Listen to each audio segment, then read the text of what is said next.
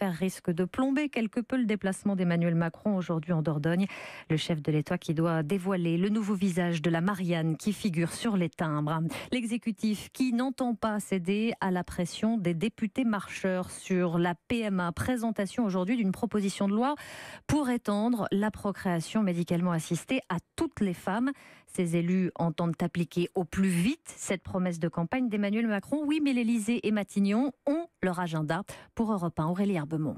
Il n'y a pas le début du commencement d'un mollissement du gouvernement sur cette question, martèle Benjamin Griveaux, histoire de rassurer les impatients. Mais l'exécutif prend son temps sur ce sujet compliqué.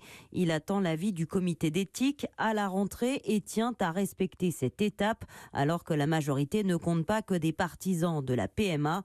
On ne veut brusquer personne ni esquiver le débat, dit-on à Matignon. Édouard Philippe, député UMP, était lui-même contre, mais Premier ministre, il est plus ouvert, comme il l'expliquait sur France 2 à l'automne. Comme toute la société française, il m'arrive d'évoluer sur ces questions.